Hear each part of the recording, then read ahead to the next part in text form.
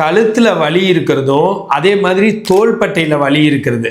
தோள்பட்டையில இந்த மாதிரி தூக்குனா வலி, சைடில் கொண்டு போய் காது வரைக்கும் கொண்டு போன வலி, பின்னாடி கொண்டு போய் பிடிச்ச வலி, நைட்டு அந்த பக்கம் திரும்பி படுத்தா இந்த அம்மை போடுற இடத்துல வலி, அது அடசிவ் கேப்சுலைட்டிஸோ பெரியார்த்ரைட்டிஸோ ஃப்ரோசன் ஷோல்டரோ. இதே மாதிரி கழுத்துல வலி இருக்கிறது. இதுக்கு ஒரு முக்கியமான எக்ஸசைஸ், ரெண்டுக்கும் பொதுவாக இருக்கிற எக்ஸசைஸ் இப்போ சொல்லி தர போறாங்க. அந்த எக்ஸசைஸ் பண்ணா கை வலிக்கும் நல்லது, கழுத்து வலி இருந்தாலும் நல்லது.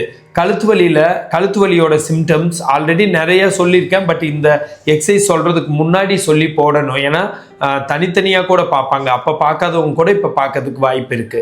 ஸோ என்னன்னா, தலை சுத்தல், வாமிட் சென்சேஷன், இல்லை கழுத்து வலி, ஒரு பக்க தலைவலி, காதுக்குள்ள சவுண்டு இல்லை காதுக்குள்ள வலி, அப்புறம் இந்த இடத்துல வலி, ஷோல்டர், இந்த ஸ்டெனோக்ளைடோமாஸ்டர் ட்ரெபீசியஸ் இந்த மசில்ல வலி, கொஞ்சம் முதுகுல வலி, இருமுனா தும்முனா இந்த இடத்துல வலிக்கிறது, இல்லை கையில் கரண்ட் விடுற மாதிரி இருக்கிறது, விரல் மரமரப்பு, அதுக்கப்புறம் தான் நான் சொன்ன மாதிரி கை வலி, பின்னாடி கொண்டு போய் பிடிக்க முடியாமல் இந்த மாதிரி எல்லாம் பெயின் இருக்கும்.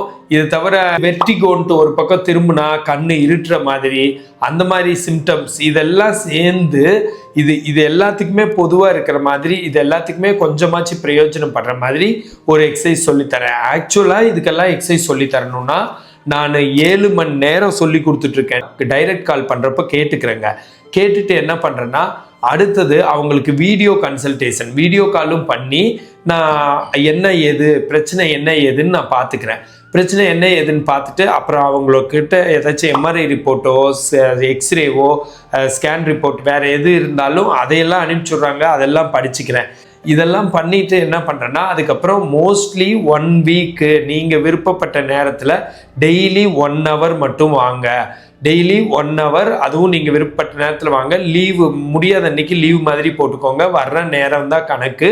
அதுக்குள்ளே உங்களுக்கு இந்த பிரச்சனை மொத்தமாக சரியாகும்னு, கழுத்து வலிக்கும் சரி, இடுப்பு வலிக்கும், முழங்கால் வலிக்கு, இந்த மாதிரி நிறைய ப்ராப்ளம்ஸ்க்கு அந்த 1 வீக் தான் வர சொல்கிறேன். 1 வீக் மீன்ஸ் 7 ஹவர்ஸு.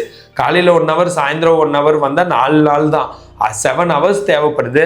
அந்த 7 ஹவர்ஸில் நான் 100கணக்கான எக்ஸசைஸ் சொல்லி கொடுத்து, டூஸ் அண்ட் டோன்ட்ஸ் எப்படி செய்யணும் செய்யக்கூடாது, எக்ஸசைஸ் எப்படி செய்யணும், வாழ்க்கை முறையை எப்படி மாற்றணும் எல்லாம் சொல்லி கொடுத்து டோட்டலாக க்யூர் பண்ணுறேன். அந்த மாதிரி தான் உண்மையான க்யூரு. ஆனால் ஏன் வீடியோவில் ஒரு எக்ஸசைஸ் 2 எக்ஸசைஸ் 3 எக்ஸசைஸ் போடுறேன்னா, வீடியோ கம்மி நேரம் தான் பேச முடியும். அதில் உங்களுக்கு ஒரு ட்ரைலர் மாதிரி ஒரு டெஸ்ட் பண்ணி பார்த்துக்கோங்க. இந்த மாதிரி எக்ஸசைஸ் அதை பார்த்தே நல்லா இருக்குன்னு போட்டிருக்காங்க. அதை பார்த்து நல்லா இருந்தாலும் பூரணமாக குணமாகிறதுக்கு இது ஹெல்ப் பண்ணாதுங்க. ஏன்னா பூரணமாக குணமாக நிறைய எக்ஸசைஸ் தேவைப்படுது. நிறைய எக்ஸசைஸ் போடணுன்னா நான் 7 மணி நேரம் வீடியோ போடணும். அது அன்ஃபார்ச்சுனேட்லி நாட் பாசிபிள்னால நான் இந்த மாதிரி போட்டிருக்கிறேன். இந்த மாதிரி நீங்கள் கன்சல்ட் பண்ணிவிட்டு அந்த ட்ரீட்மெண்ட் எடுத்துக்கிட்டால் ரொம்பவுமே நல்லா குணமாகும். இப்போது இந்த கழுத்து வலிக்கும் ஷோல்டர் பெயினுக்கும் பொதுவான எக்ஸசைஸ் ஹரிணி செஞ்சு காட்டுவாங்க.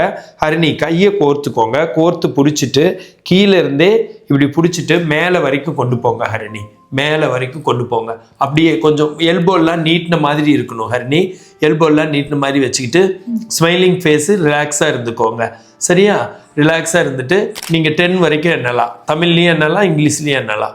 1 2 3 4 5 6 7 8 9 10 இப்படி 10 வரைக்கும் வச்சுட்டுங்க.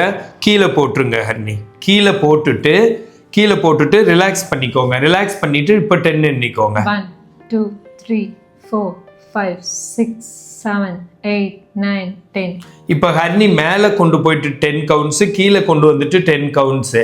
இந்த மேலே கொண்டு போனது 1ன்னு சொல்லணும். கீழே கொண்டு வரப்ப திரும்ப 1ன்னு சொல்லணும். 10 கவுண்ட் மனசுக்குள்ளே எண்ணணும். அது மாதிரி 2ன்னு சொல்லிட்டு எகைன் செய்யணும். 2ன்னு சொல்லிட்டு கீழே போட்டு செய்யணும். 3 3 4 4 5 5 6 6 7 7ன்னு 7 ரெப்பிட்டிஷன் செய்யணும். அந்த மாதிரி ஒரு நாளைக்கு 6 7 தடவை கூட ரிப்பீட் பண்ணலான்னு வச்சுக்கோங்களேன். ஒவ்வொரு தடவைக்கும் 7 ரெப்பிட்டிஷன் செய்யணும். இப்போ 2ன்னு சொல்லிட்டு ஆரம்பிப்பாங்க. 2ன்னு சொல்லிட்டு மனசுக்குள்ளே 10 எண்ணிக்கோங்க. 2ன்னு சொல்லிட்டு அவங்க மேலே தூக்கியிருக்காங்க.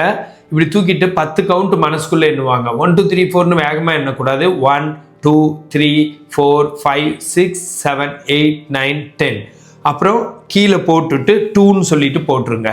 2ன்னு சொல்லுங்க. 2ன்னு சொல்லிட்டு போட்டுட்டு இப்போ 10 கவுண்ட்ஸ் அவங்க மனசுக்குள்ளே எண்ணுறாங்க. இதே மாதிரியே 3ன்னு சொல்லிட்டு நீங்களே சொல்லிட்டு தூக்குங்க. இப்போ நீங்களா செய்யுங்க. 3ன்னு சொல்லிட்டு 3 மேலே வரைக்கும் இந்த எல்போலாம் நேராக இருக்கணும், பின்னாடி வரைக்கும் போகணும். ஓகே, இந்த மாதிரி. அடுத்து நீங்கள் கீழே போடுறப்ப 3ன்னு சொல்லிட்டு கீழே போடணும். 3. இப்போ 1 2 3 10 வரைக்கும் மனசுக்குள்ள எண்ணிக்கணும். 1 2 3 4 5 6 7 8 9 10. இந்த மாதிரி 1 1 2 2 3 3 அந்த 4 4 5 5 6 6 7 7 எல்லா எக்ஸசைஸுமே இதே தான். 7 7 வரைக்கும் பண்ணால் அது ஒரு செட்டு. அது மாதிரி அவங்க வந்து ஒரு நாளைக்கு 6 7 செட் கூட பண்ணலாம். இது இந்த 2 நோய்களுக்குமே வந்து பொதுவான எக்ஸசைஸாக இருக்குது.